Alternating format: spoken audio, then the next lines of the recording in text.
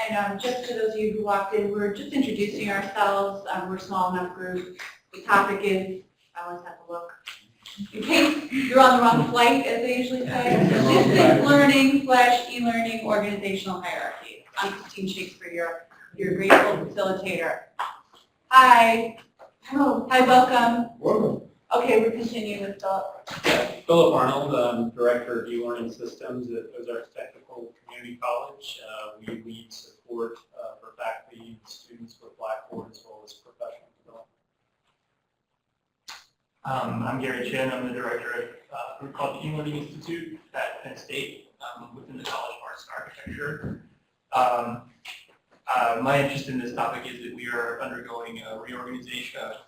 We're trying to make sense of the various committees and structures around e-learning that we have.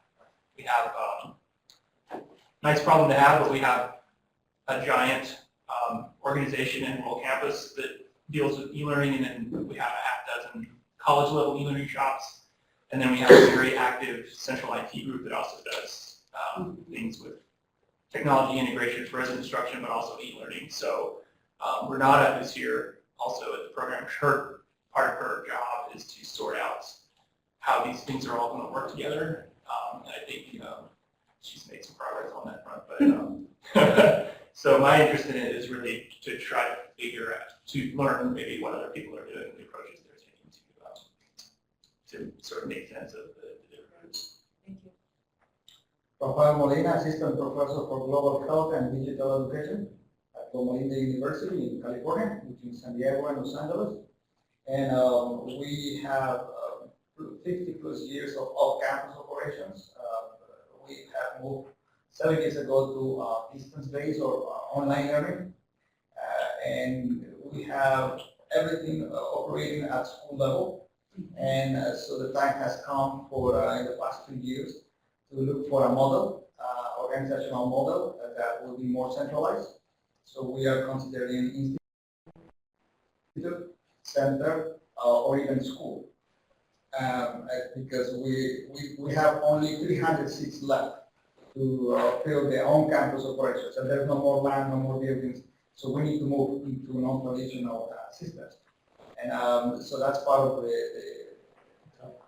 the role here, to learn from you, from your experiences, and to look for a model for this institution. We also have some online folks. So Brad, I don't know, should we have them introduced? I don't really know how to do that. Sure, I'll ask them to introduce themselves in the chat box. If anyone has a microphone and would like to turn it on, you're more than welcome to do that. Right now we have Andrea Gregg, we have Camille Carlson, Jonah Hughes, Kristen Brown, and Sandy Miller all online. Oh, I think some of those are from my 2013 class. Hi, Kristen. Hi, Sandy.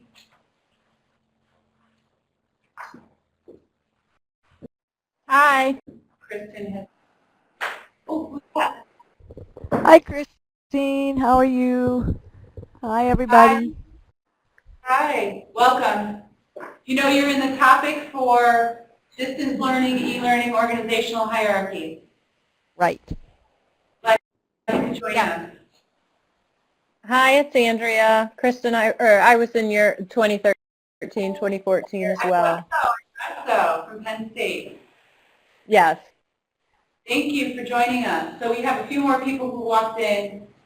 We won't call them out for being late. Please introduce yourself, even though most of us know who you are. Yeah, I'm Frank Bayagas. I was with the Sloan Foundation for many years and involved from the initial sunrise of the field, and I hope I'm not around for the sunset. Oh, there is no sunset. That's right. But I have to say that I've seen over the years, I've been on many different kinds of campuses, institutions, ranging from community colleges, private schools, all the way to all ones, privates, and so forth. And I've seen almost every known attempt to integrate and organize online learning. And so I'm really interested in sort of, where are we today? Is there a trend that I can discern? Because it does go all over the place. They're decentralized, centralized, little centers of expertise and so on. But I would say this, It's a very, very important topic, and I'll tell you why.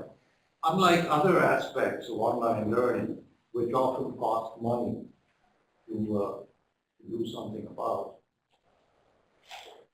having the right organization doesn't cost you money. So the same money, if you do it right, you can get 2 or 3 times the effectiveness that you would if you do it wrong. So it's really important to focus on this issue of how do you organize and how do you then use that to maximize, really, in my opinion, incentives to the departments and faculty, because without that, I've never seen a program work where the faculty are not aligned and the departments are not aligned. And I'm Kathy Teal from San Jose State University, and I agree with Frank. I think it's a very interesting question theoretically because we are so new to the university organization. Everyone knows where the registrar belongs, or everyone knows where other units belong because they've been around forever. But every university I've been at is always thinking about reorganizing the e-learning and the academic technology unit in some way. Thank you. Yeah, hi, my name is Shubha Kashyap. I'm with Penn State World Campus, and I manage their graduate business program. Hi there, Khusro Kidlai. I'm Assistant Dean for Distance Learning at Northwestern University. I'm also going to be taking notes, Christine, so... Oh, good. Oh, good. Thank you.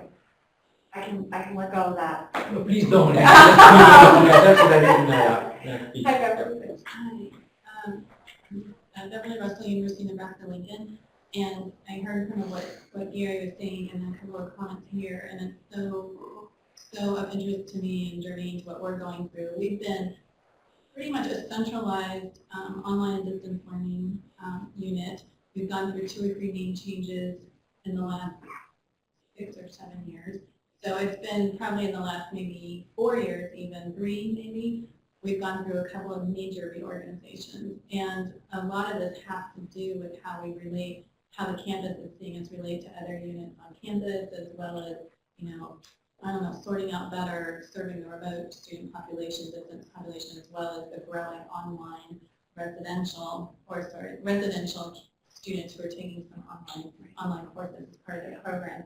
But anyway, I was in the last session, I was in here too, where I thought some of these issues were a little bit latent in that. And, we've, I think, gotten better and better and quite effective at forming good partnerships on campus and, with the Blackboard people and all of the technology support people. And I sit on various committees, and we work with the colleges really well. And one thing we've had that's been very successful, I oversee the instructional design part of the operation, and our instructional design team is sort of a blended team in the sense of combining a centralized and decentralized model of operation. It's been very, very effective in the last decade and grew from 2 people initially to 12 now. And so 4 days a week they're office in colleges around campus and really form relationships there, get to know the faculty, work long-term with them. 1 day a week they're centralized in our centralized office as a team. Then we have all kinds of, communications, the listserv, et cetera, that are kind of going on through the week that keep them in touch. So that's been an incredibly effective part of the operation, and thankfully has gotten some really good recognition on campus.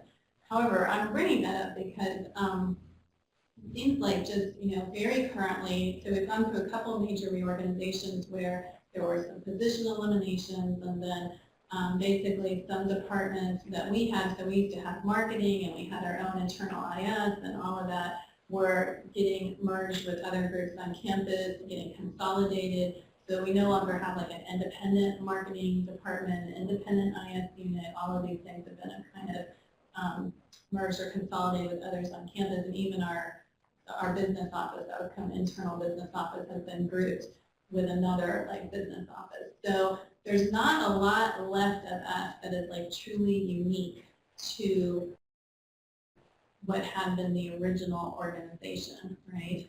And we're still, our newest name change, online and distance ed, that I just heard a couple weeks ago, another name change, something about innovative learning. But they have innovation in there. But just actually that it's very interesting, and well, I'll just finish. We have a lot of these the online folks who'd like to introduce themselves too, but actually, there are so many different models out there, and you're talking about a new one, and we all have different models. I don't know if we could actually talk about models instead to raise what are the issues undergirding the models. Like, so when you think about what you're describing right now, and I'm going to use it as we segue into our last introduction,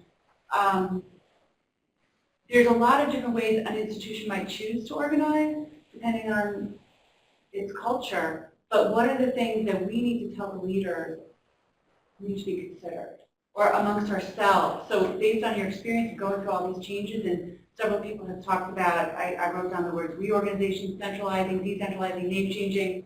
With all of that in mind, why is that happening? What are the issues when we talk about a model that you'd want to consider? Is that a fair thing to bring up instead of talking about the different models that you could use to? I mean, I think everyone will choose a different model in the end. Otherwise, we're going to have a lot of different organizational charts on the wall, and I don't know if that, I have found, also having gone through all these different kinds of discussions institutionally, that everyone will be, oh, well, that's Penn State, oh, well, that's a public institution, oh, that's a private institution. And where I've had to come back to is, but this is what's going on that we need to address, and that the organization may not, it will always look different depending on what's going on, or that's not your experience. Okay, no, I think part of a little bit of confusion for me is it seems like the model is continuing to sort of transform in fairly significant, dramatic ways quickly. Yeah. But maybe if I could just pull one thing,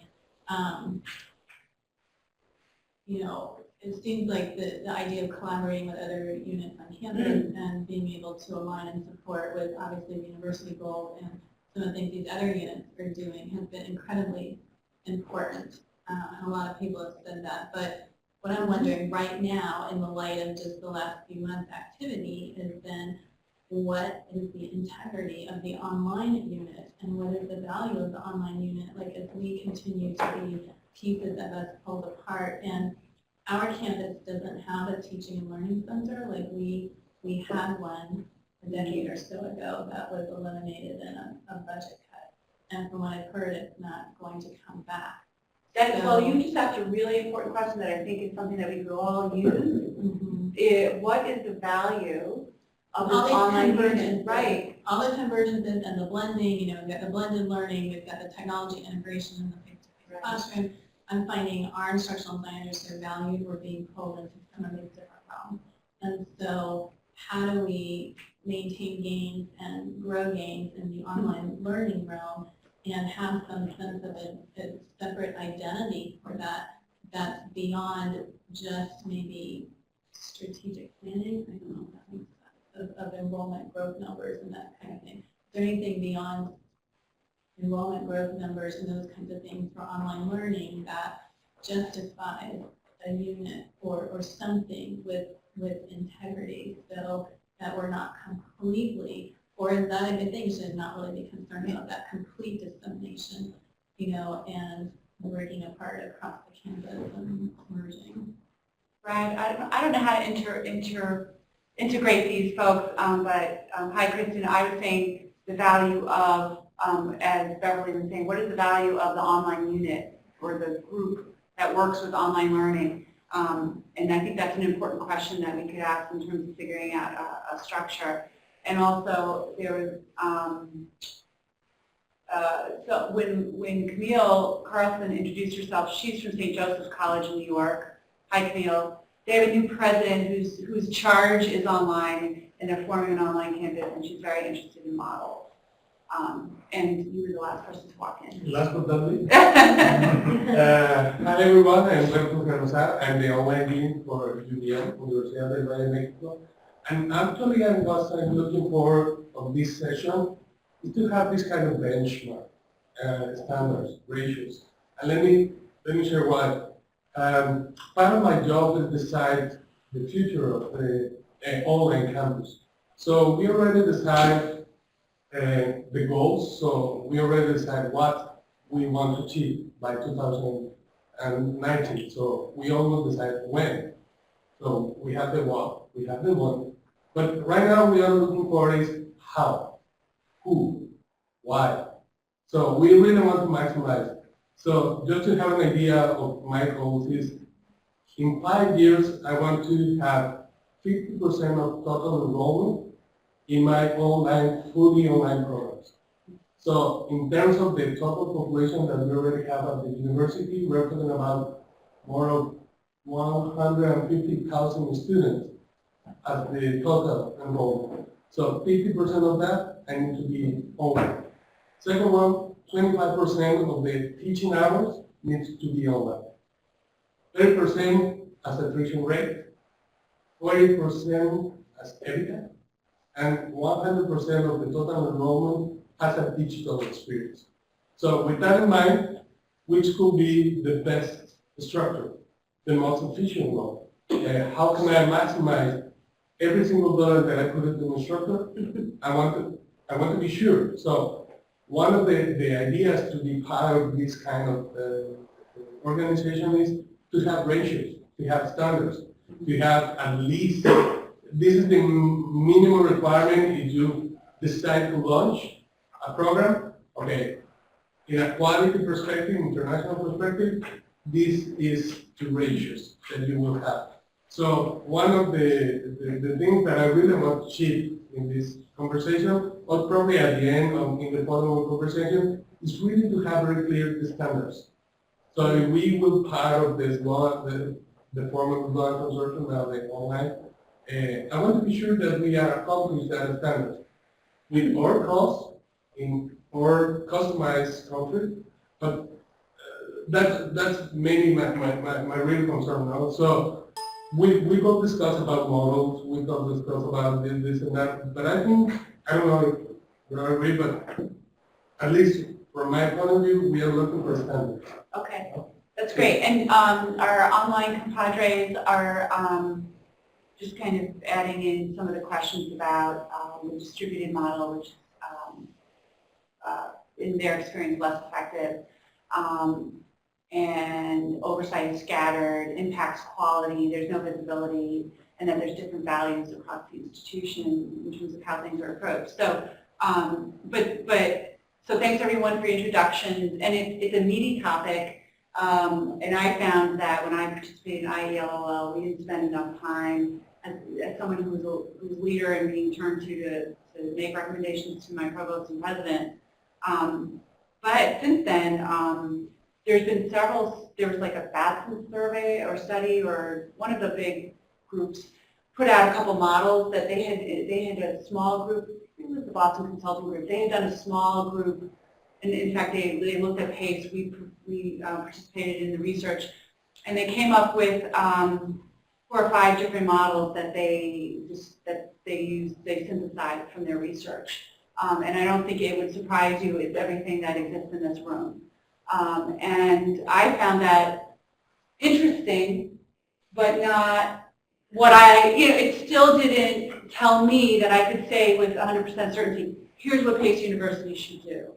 And I think it's interesting that you bring up standard values. I struggle with that because the online world, for my fully online programs, we're dealing with part-time students primarily, who are already at risk because they're degree completers. The federal government's having this discussion, but no one has said, well, what should your retention and graduation rate be for this population?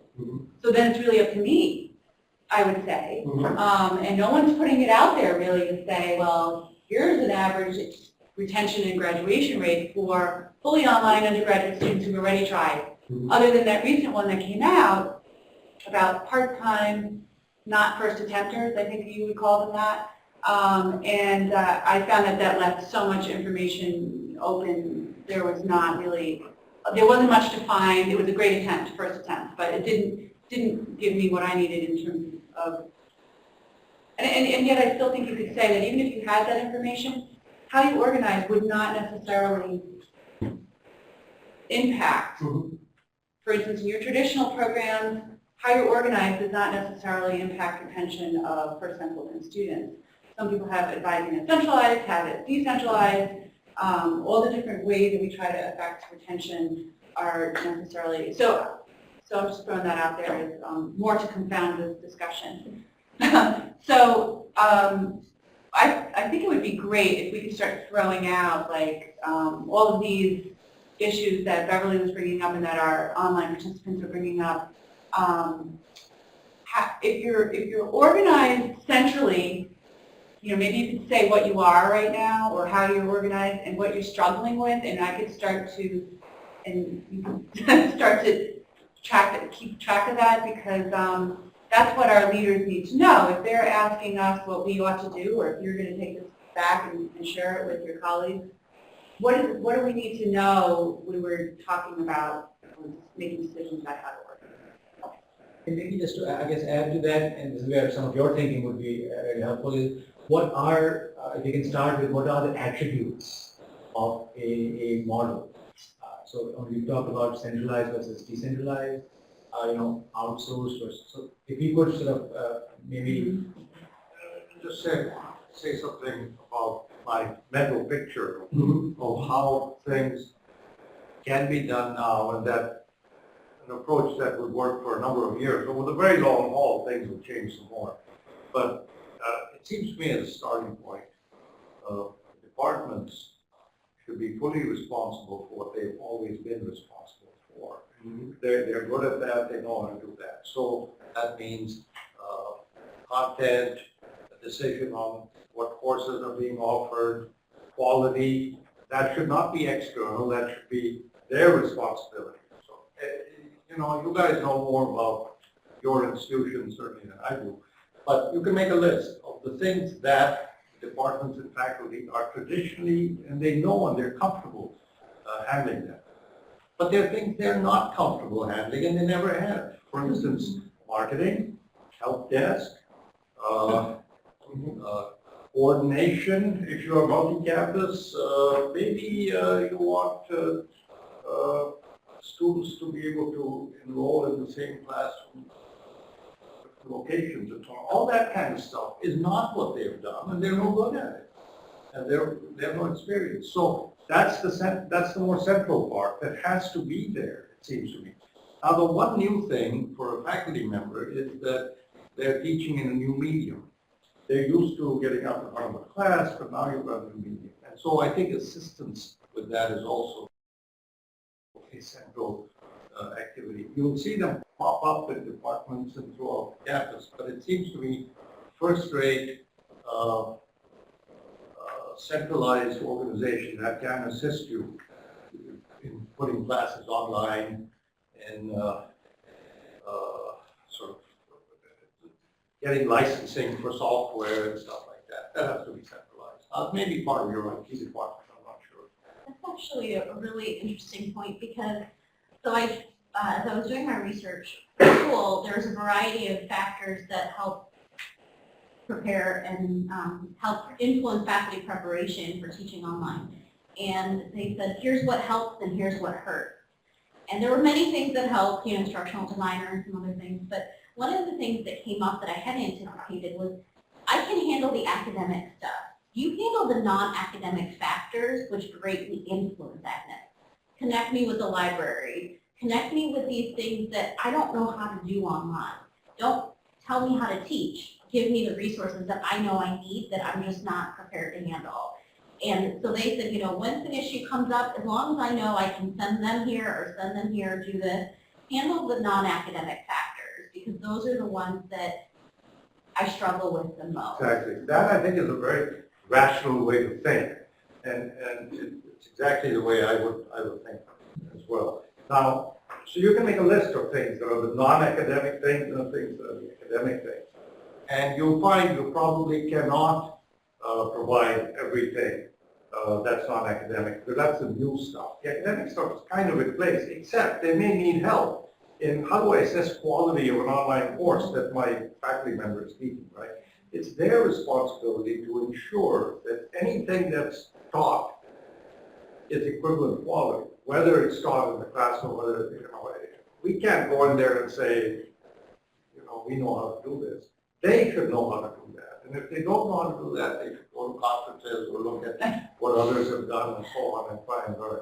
Because that is, I think, crucial. If you're at Loma Linda or if you're at the Penn State or whatever, you want to be able to say, this is Penn State quality stuff you're getting. It's Loma Linda quality stuff you're getting. It's, you know, we're not trying to tell you that this is the same quality as this place or that other place. It's our institution, and anything that has our name on it, you can count on it.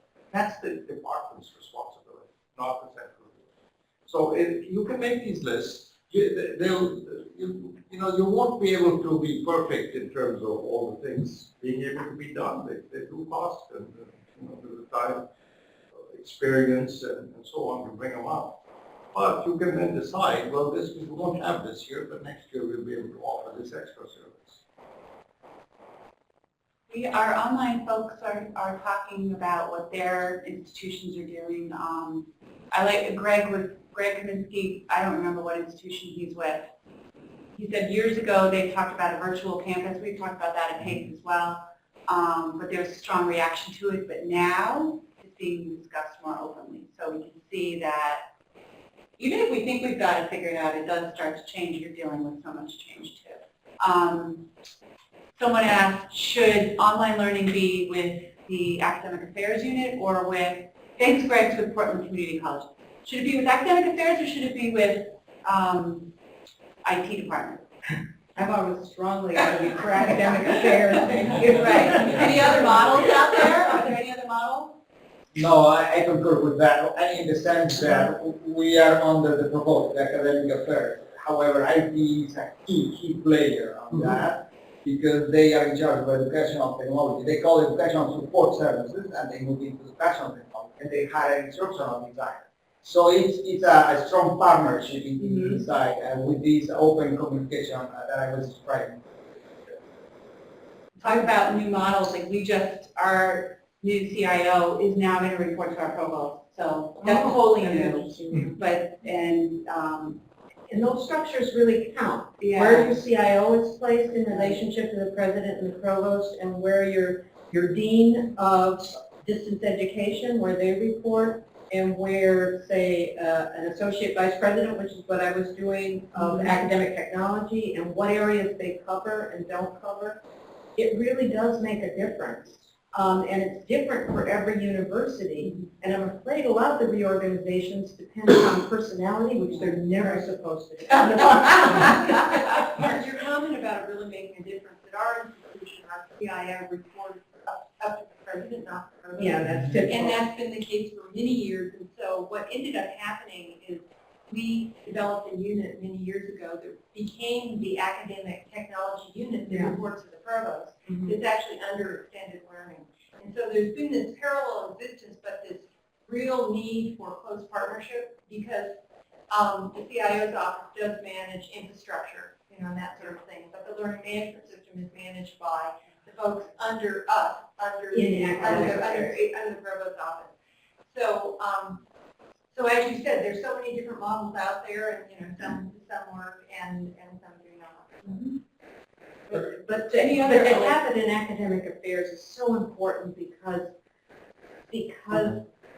you are part of the faculty then, and it's much easier to get the faculty on board. Whereas I hope no one's actually leading IT, but there's a different language between IT and faculty, and it's a little harder to bring it together. And that's the kind of thing that I would like us to just spend another maybe 5 minutes talking about. Like, so what is important when we think about where these units should be placed? Regional and national and professional accreditation and state authorization. Those are the major drivers right now for our decision-making process. Because as a health sciences institution, we have multiple professional accreditation organizations, and not every one of them have understanding or experience with non-traditional educational models. However, in regional accreditation, which is WASC, the Western Association, they have a strong commitment to assist all institutions within the region, that includes on South Pacific and Hawaii, to facilitate the successful implementation of online learning into this. So they are adopting the terms we are agreeing digital learning or digital education, because now the frontier between the distance and the on-campus is, on the reality, is becoming non-existent. We are more, in fact, the deans have the commitment to facilitate the conditions for all the courses should have a digital component. And the basic strategy on that was to use the learning management system, Canvas, for every single course. Here is where the IT department has partnered with us in the sense of every single course schedule in the catalog will automatically have a shell in the Canvas, in the system. So now it's the Office of the Provost, the Office of Detection of Effectiveness, in partnership with the schools, to be responsible for the content and the quality, and that's part of my new role, is to establish a standard, and instead of inventing the wheel, well, let's find out what is already on the market, and I told them, well, OLC has been already providing these, I don't think we need to reinvent and spend institutional time and resources. Then partner with external organizations like Quality Matters, and get best practices and effective practices from sister institutions, from other colleges, and develop, as Frank said, the specific identity for us, like service learning is very key for this institution. It's a Christian-based university where the concept is to train the students to be a social agent of change in their communities and empower and help the community. So that is what we call mission-focused learning, which is something unique in that particular culture. Okay, how that can be translated into online systems? Because they say, we want to provide the Loma Linda experience. What is the Loma Linda experience? Well, they need the face-to-face interactions in the campus. Well, that we can be translated into the online environment. So then we have now more organized intentions, not really strategies or actual action plans, to do research and practice toward that goal. But this is a cross-level, everything has been pointed, and I used to say to the proposed Dr. Carter, this is an emergency situation for this institution, and we need to take executive action. So let's move forward. Okay, so you will chair the committee. Okay. So, but I think it's a cross communication and an open spirit to learn more than to mandate. That, I think that has been a key component, a key standard. Yeah, well, talking about from our experience, we are, because we don't know if we are right, so we decided to do this. So we decided to create this hybrid model. So it's a combination of with centralized and with centralized. So we are a for-profit university. So one of the attributes is cost. So we decided to centralize everything about educational technology. So my team is in charge of all the LMS, the content production, and the content delivery. But at the same time, because we also have fully online programs and we also have blended programs, we decided to use both faculties' boards. So for the fully online programs, we have a different board of faculty, which actually we are recruit members from the traditional one that they want to, which is the key. They are really willing and enabled to move on this new area. But at the same time, we have two faculty training teams for the traditional one and for the fully online. So, and in many terms, I must say, the marketing and admission team is at the centralized. Because we are campus-based, we have 38 locations, so we can manage that. So we decided to decentralize that figure. And the result is great. At the beginning of this year, we only have 200 students, and yesterday they sent me the final result. We have 2,000 new students. So we think that we are in the right path. But once again, okay, now I know the sales team, the admission team has very clear of the standards of the structure that they have. So they know if they want to achieve 100, they will need this and this figure. So right now, from my point of view, in terms of customer, and when I say customer, I don't say the student, I said the faculty, the parents, the community, that's our customer. The student is the student and the faculty is the faculty. But how many people do I need to bring in order to give the best service, in order to keep my attrition goal? So talking about models, we decided this kind of hybrid model. And I think it's a very clear decision in terms of, okay, this is an attribute that I want to control as an essential part. And this is another one that I want to be decentralized. But once again, I'm talking about the leadership. It's not so easy to have an idea and say, okay, because Humberto said we need to hire 300 people.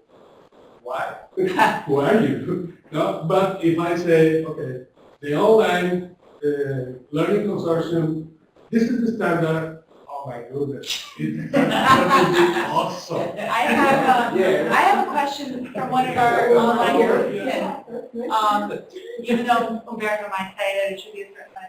Do online offerings, so that would be, I think by this question, I would refer that to the students who take online courses during traditional programs. Do those students and do those offerings have different needs than fully online programs and students enrolled in fully online programs? Does that contribute at all to this discussion? I think so, yes, because the type of the students, on my work consumers, customers, they are already coming with certain experience on learning online. It's not as 5 or 10 years ago, in where they came as completely non-experienced. Now, not the problem, but the challenge and the opportunity is these students are coming to tell us, hey, wait a minute, I have already taken courses online over there, and this is this and this as the service I'm getting. Why you are not offering? But that has been a driving force for us to improve. So as we keep an open mind to the feedback and the reports from the students, that encourages us to improve the service. So what I did is to introduce the midterm course evaluation. Because at the end of the course, there's nothing the students will see to improve in that particular course. So in the 4th and the 5th week, we can do 1 week, 3 questions. What do you like of the course? What are the challenges are you facing? And what is the service that the TA is providing in the courses that there's a teaching assistant? That has been a valuable instrument and feedback to convince the faculty that they have the opportunity to improve their teaching experience, and for the school, the department, and the university, okay, this is what you need with data, with not because of the authorities, because the student is asking us. Yeah. So I think the opportunity now here is as the media, the industry, and is helping us in an indirect way to raise the importance of non-traditional systems or online. That is, I think, is helping my side of the world in this division to raise awareness. And because, for example, with the MOOCs, we were excited and we decided no. That is going to be a lot of time or resources that we need to put in the basic infrastructure. Once we have established this system, then we can move into these other elements. Our online participants would disagree with you, I think. Not that they don't come, not that all students don't come now with some online experience, but as pointed out by Kristen Brown from the University of Louisville, distance learning students need to have virtual services, which is something that I think that's another case to be made. And again, they should approximate the same quality. Right. It's not just like a haphazard thing. It's what And also recruiting online students is different than recruiting on-campus students. The tools or the vehicle through which we reach them. I would say some of that too would depend on if there's a differential demographic profile for your online students versus your residential. So for example, full campus demographic profile of the student is, I mean, nothing's monolithic, but by and large, it's a different profile, right? Yeah. The average age is 33. 80% of them are full-time employees. Most of them have children. Then there's all kinds of interesting information that One Campus provides us at the college level about when the students do the bulk of their work. A lot of it happens between 9 o'clock and 11 o'clock at night. And so they are different in some very meaningful ways from the 18 to 22-year-old, residential students. And so they do have different needs. And I think if you do have that sort of separated populations to some degree at your institution, then providing different support systems makes a lot of sense.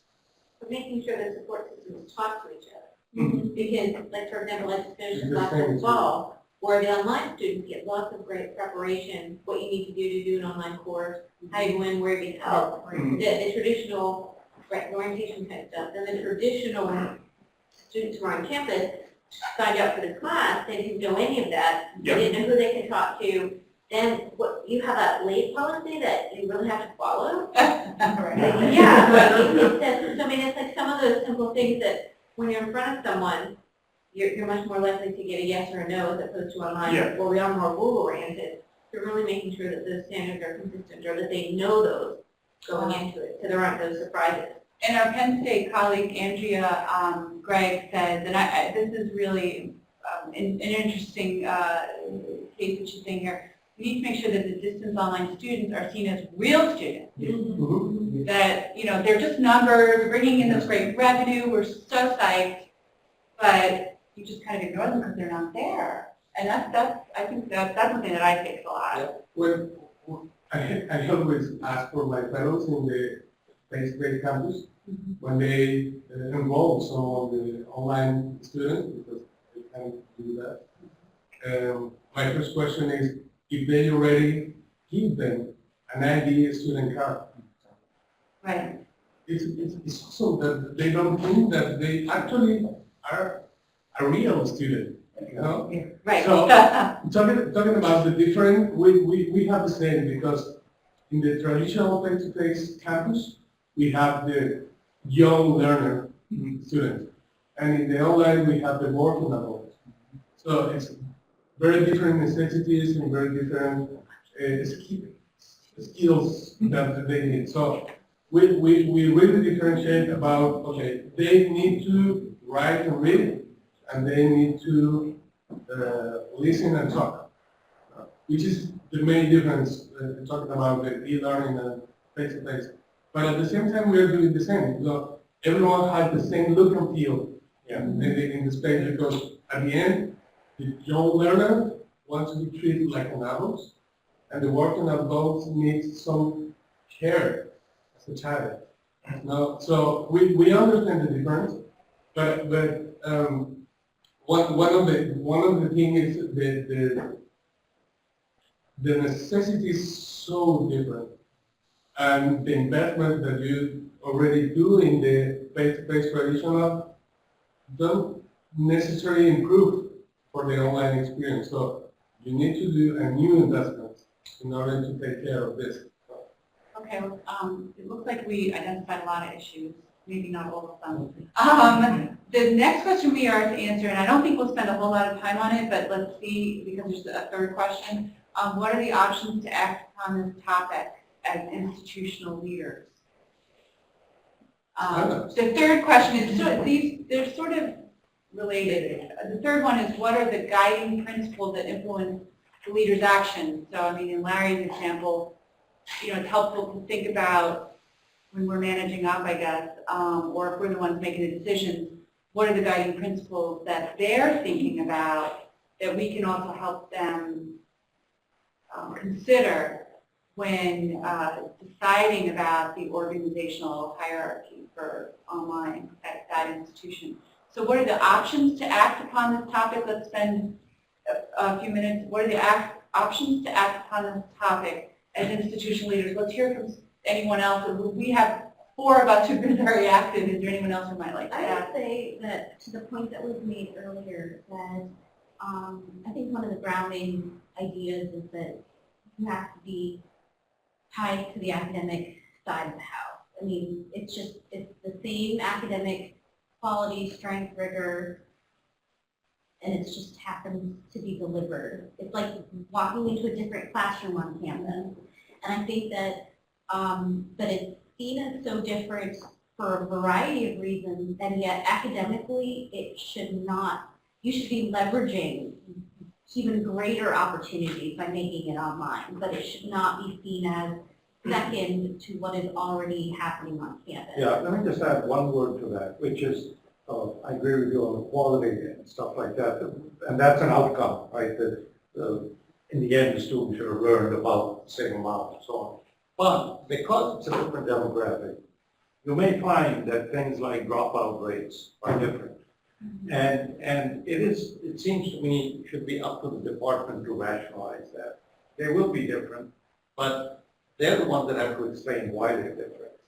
And the reality is that people who are working adults, families, kids, travel, and so on, things happen in your life, and you can't, you can't continue to drop out, you just come back and so on. So that stuff is, I think, in the hands of the department. They have to do it. There's no central unit that can analyze all the different kinds of demographics you're going to get into.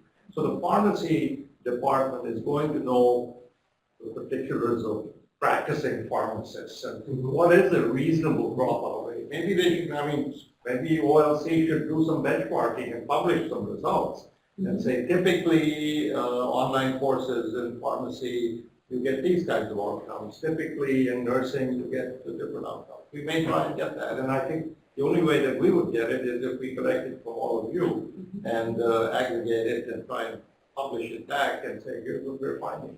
And then you can say, we intend to be better than the average, or we intend to be a little below, whatever your choice is. But that's a departmental responsibility, it seems to me. I agree that I respectfully slightly disagree in that at our institution, we have a new Office of Institutional Analytics. And they're the aggregator, and then reporting out. And, they're the big data folks and this sort of thing. And so they're not an academic unit, although they report to the provost. And they work with all the academic units, and they're working with us with extended learning. And what they are responsible for, though, is really to listen to all the academic units. They're not putting the responsibility on the academic units to be pulling that. They're putting they're contributing, or they're providing their services to try to be able to provide this collective reporting. So pharmacy will know, or the College of Education will know. We're doing things like predictive analytics, and so I think it's a combination, not just exclusively the academic units or the teaching units, but yes, go ahead. The point is that the leader of that unit is going to the dean's meetings because they're reporting to the provost. So they are hearing from the deans exactly what the problems are and getting. And that's why an academic is so important. Right, I totally agree, and that's why and they report up to the provost. That's right. But it's not like the individual college having to take that responsibility to do that. Yeah, we all have I think this will play out. We need, that may be one of these topics that needs to be worked some more. And there may be different models that will emerge because analytics is going to be an important part of things. On the other hand, one of the things, the tyranny of analytics is if you ask dumb questions and do dumb analysis, you get dumb results. So you want to put the expertise where the expertise is. And Kathy says maybe that means being in close contact with the academic units. I'm not sure, but that work can be done, I think. It's an important area. I think that some of that is somewhat worried now when you look at that analytic information coming out and the impact of we're looking at retention and keeping people in, graduating and finding jobs. Are we going to stop taking some of the people in certain programs because of some of that? Because you think about, are we going to lose financial aid? Are we going to? Right. So if that is this topic is options to act upon the topic as institutional leaders. So is what you're saying that analytics is an important, but should not be exclusive tool that leaders should use when thinking about the hierarchy. The organizational structure for online. I mean, to me, online education, we go back to the 5 pillars, and access and scale become very big. And if we start to worry so much about that person's not going to be successful according to our data, so they don't get that opportunity. Yeah, and I think that more and more of that's going to happen. And I think that that's very scary because what we initially meant to do might completely turn point altogether. Well, that's why it's so important to be part of the dialogue. That's why it's so important from the to be as you were saying, the deans are the table and that sort of thing, but also those that are really concerned about student retention, students at risk, the non-traditional students and that sort of thing, they have to be part of that dialogue. They have to help influence what is being looked at and help look at what's being reported out and that sort of thing, and not just leave it to the big people. And I'd like to add that our online participants are talking to each other about basically the separation of the online students, fully online students from students who are taking classes online, and how that's lived out at the institution. For instance, Kristen at University of Louisville is saying she's being asked for the first time to look at how many traditional students are taking online classes, which maybe that's new for some places and not for others, but that definitely would be data that should be influenced, that might influence decision making, because as you start to see more traditional students take online courses, you might start to realize that this isn't just about that world out there where there's people you never see. And then Sandy, I can't remember what institution Sandy's at, but she's indicating that they hold seats in traditional online classes for the fully online students. So then are you going to start to deal with issues of who gets to sit in the online class? When we started a fully online program PACE, we were told never to mingle. So we have completely 100% separate online courses for the fully online student, because they didn't want us to start mingling funds and finances, as well as a different audience, adult, traditional student, I know. But this is such an important discussion I think this is something to raise to the so-called leaders, that these are the options that you can think about. Do you block the traditional student from a fully online course and vice versa? Do you have if not, do you have the capacity from an instructor to bring the two groups together, right? And that's the way I would respond to that opportunity. Can I ask something related to that? So there's a couple things running through my head is for reasons why we do or not do some of these things. Many of them are pedagogical, many of them are not. And so I think that's one of the things where we start talking about, what is the reason why we're working within certain things that we have to do. For example, from a financial aid perspective, certain things are handled differently if you're online versus in residence. And so, even down to student visas and what their credit load is and how many of the courses are in there online or not, or financial aid purposes, or if you're in a program here that's online and here that's not, and you start taking classes together, it greatly influences the student experience. So then the thought is, do we take that into consideration when we talk about this, or do we say, that's not part of the conversation, we're going to create the student experience we think makes sense, and then the registrar, the bursar, student aid, everybody else needs to figure it out, is the student aid ineligible, visa ineligible, that's the consequences of the choices we made, or should we take a role of that in the institution and say, because we know these are the consequences you're going to face as a student, this is the student experience you'll have, which is probably going to be negative.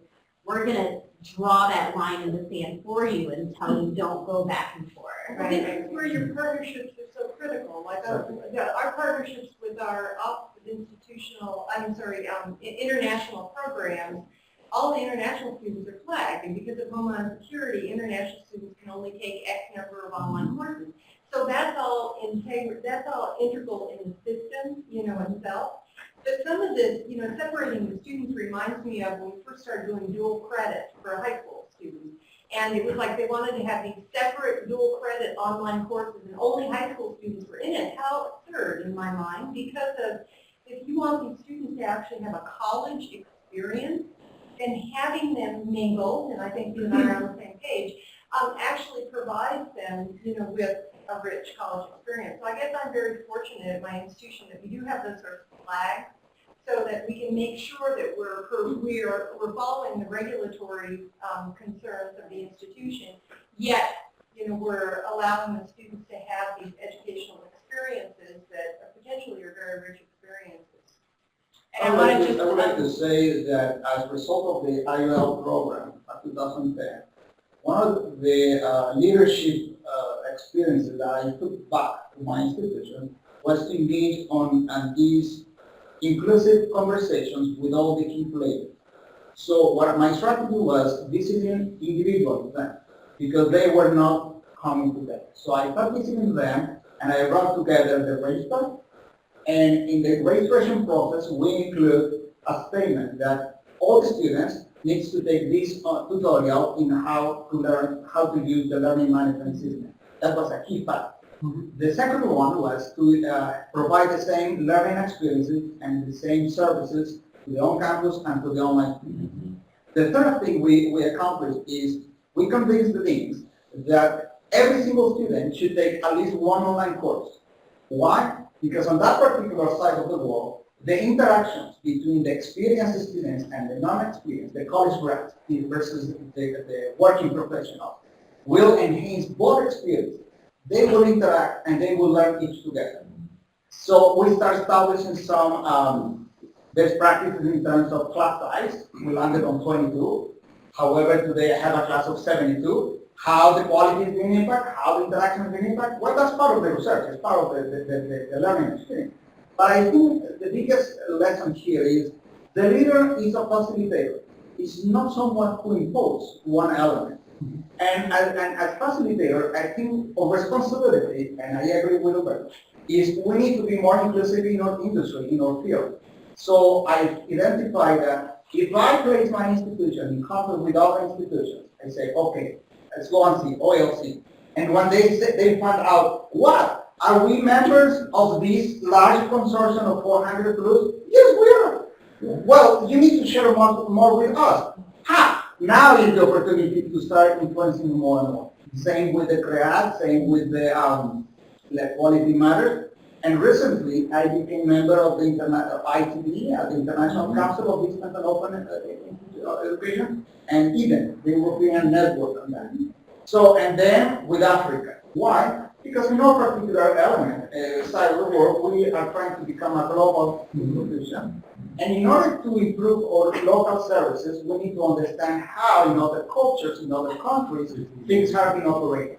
Because this is the danger. We try to think that we are the center of the world. We are the inventors of everything. And outside, they are not doing things correctly. And surprise. The point here is interactions among organizations in order to bring the richer experience internally between departments, faculty, and all the different upper levels. So I think here requires a lot of humility and a lot of openness as leaders. I mean, taking the point of the question about how the leader will facilitate it.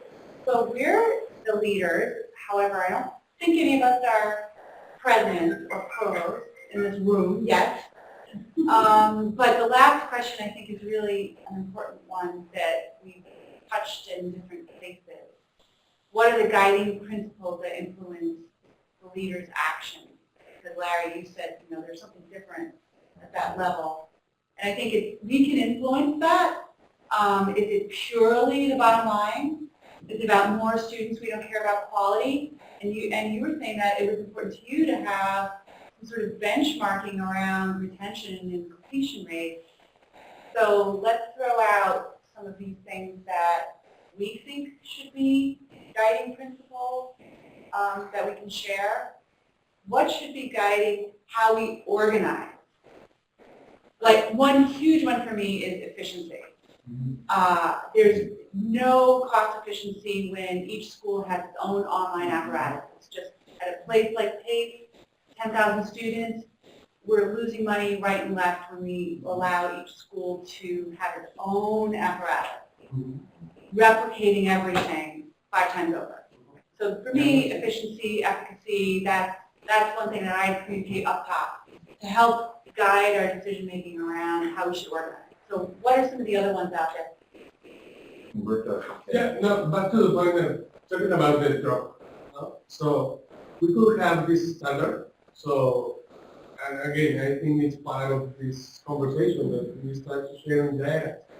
So we could have this standard like I must say, I go to the online learning consortium, I put it on a web page, and say, okay, I want to drop my drop-off standard 5 marks. Okay. This university has this and this figures, and this is the job description, the job title, and they are doing this for 5 years.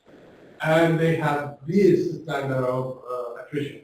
Okay, so if I want to compare with that, I know that I need to invest in some role very similar to that.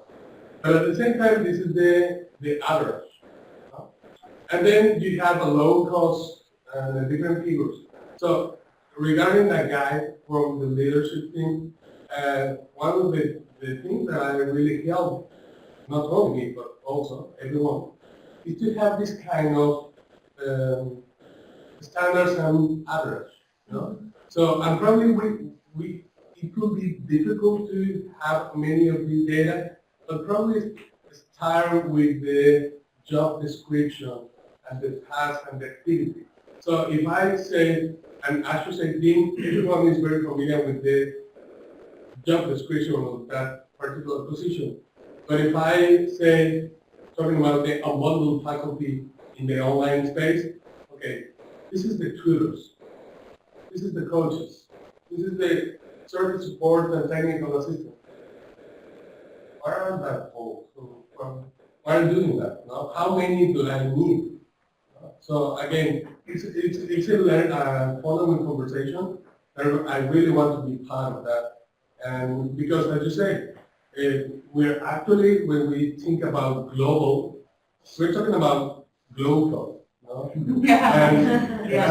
one of the things in the University of Fernando say, we probably talk with accent, but we don't speak, we don't think with accent.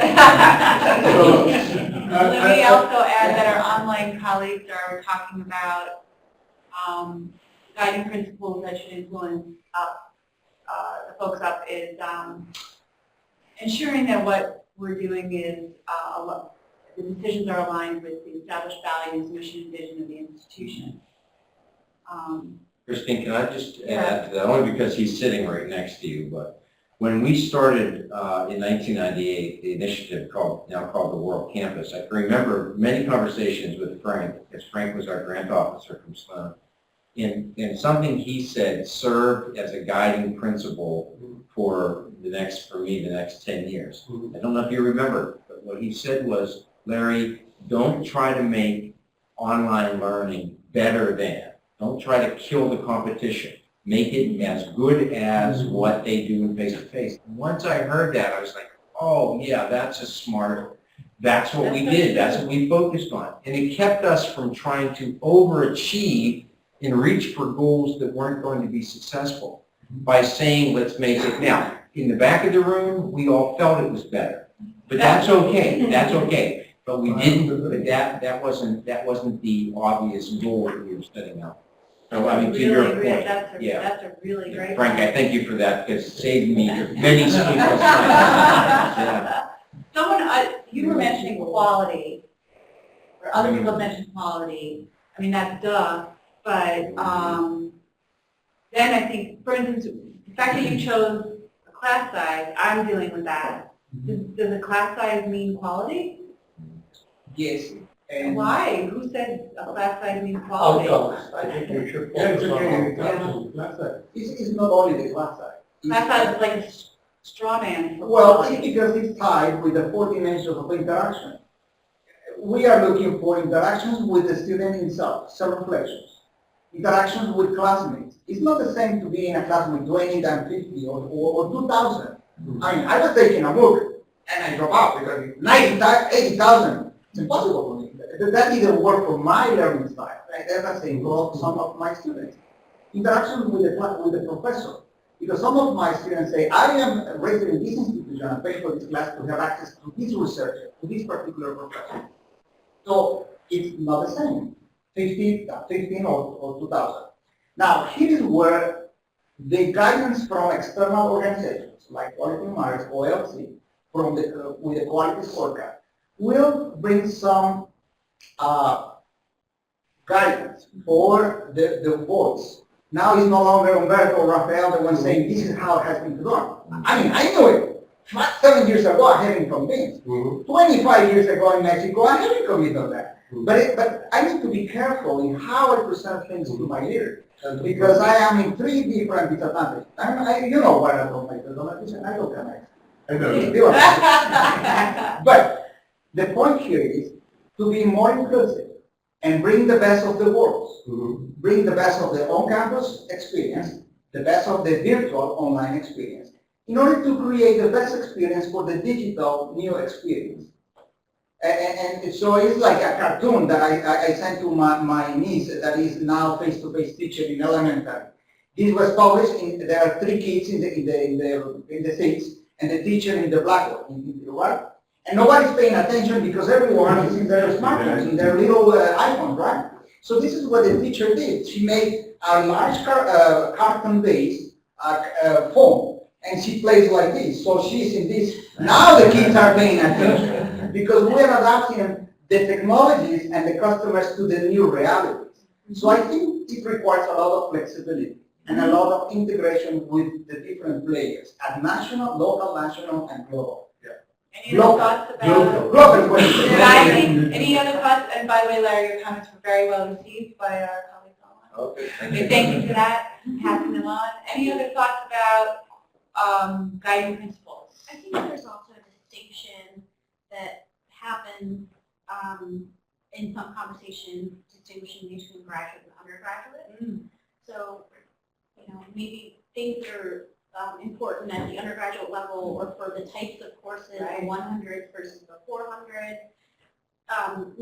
That's more of an academic factor maybe, but I mean, I've sat in classes with hundreds of students and had a quality experience, and I've sat in a classroom with 7 and had horrible experience. So, but I think that there's something to be distinguished between what people are looking for in graduate and undergraduate, and so to keep it on the radar. That's good.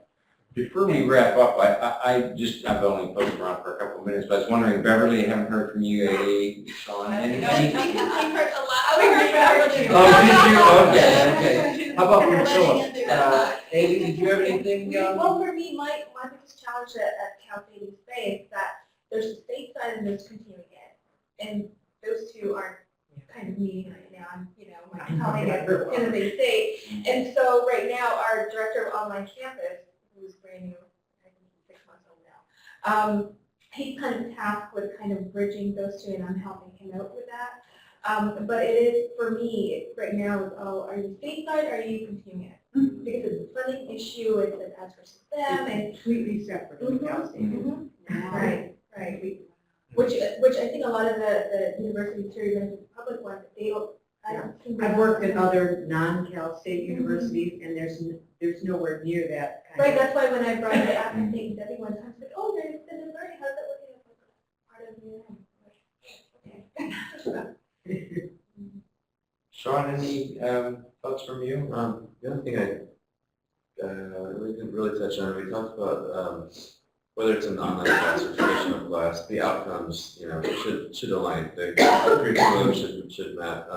But there's a fundamental similarity between traditional students and online students who are taking an online class. They're probably in that class because they want flexibility, and they want that. They're either a working parent who's doing work at nighttime, or they're an 18-year-old undergrad who just didn't work. The schedule didn't work out, and so they have to take this class, and they need that flexibility. And so, I think that the pedagogy needs to reflect that. I think that the outcomes need to be integral. They need to have that integrity so that we can meet our accreditation purposes. But then realizing that an online class is fundamentally different than a traditional class. And even you can throw blended learning, hybrid learning in the mix too. And there's that flexibility that I'm mindful of. Can I just make a quick comment? So maybe if you were to sort of take a step back from this conversation and really ask the question, and this was something we talked about in the previous session, is how do we integrate across the institution? So while we are talking about hierarchies within online and distance ed, it is also coming to be the time where we start to now put it all together as a single institution And at what level would this integration occur? At the provost level, I know it's happening. There are institutions that are creating positions which are institution-wide across the two modalities, if you will, that are responsible for integrating and diffusing innovation that's occurring here, in here, and here, in here. So where do those hierarchies begin, and what positions would be more suited? I know provosts are certainly keeping that in mind and so on, but does that permeate beyond? Knowing, of course, everything that we've talked about, that these two modalities do need different infrastructures, do need different resource types, students are different, and so on and so forth. But it's intriguing to, I guess, to be able to step back and see how this integration will occur. There's so many factors that seem to influence it. Like, are you a unionized or a non-unionized, faculty unionized or non-unionized shop? Do you have a completely separate college for distance learning, or is it the responsibility of each of the universities? Is your technology managed by IT and the program development in a different spot? Or are they all together? How big is your university has a big impact on it, because things are more separate the larger the university is. So it seems to me that there's almost so much variety considering all of these various aspects of a particular university. You can't really generalize, except I prefer academic affairs organization over. The fact that Beverly started us with just like this, my head was spinning hearing her story. It's like, yes, that's right. But you know, it parts away from you. Yeah, but it gets back to the question about like the guiding principles of the institution, and maybe those change over time. That's part of it too. For instance, you're a state institution, right? So you're working in the context of state legislatures, and they're putting all these kinds of demands. And if they suddenly said, oh, you have to have a $10,000 degree, you know, imagine what they would then do with your structure. Interesting time, but we all have, so what's the outcome going to be for you? I don't know. I mean, the good news is distance is growing, you know, and online is growing. So the what we've contributed is more and more valued. You know, I think, and that is not going away. But what keeps changing, and rather abruptly and stuff, is just our relationship to the university administration, and also how they're envisioning and newly valuing online and distance as part of the university enterprise. Right. It's how, as they keep redefining and reworking what part we're going to play in the mission. And we are part of the mission. We have been for quite a while. But just, you know, I don't know, rethinking what that piece can be, then they, you know, move us around. Which really slows everything down. It does. It's very demoralizing. It does. Well, I think we're at the end of our time, right? Yeah. And I thank you to everyone who's online. They're chatting away with Meg. Thanks, Meg. By the way, we believe that the education online is superior. Especially when you're the facilitator. Just kidding. Any closing thoughts? I just appreciate having the opportunity to hear everyone's experiences. Between Khusro and me, I think we have lots of notes. Yeah, and if anybody else has taken notes, do share them with either of us. Sure. Dr. Decker. Thank you very much. Thank you. Thanks, Christine. All right, well, thanks a lot.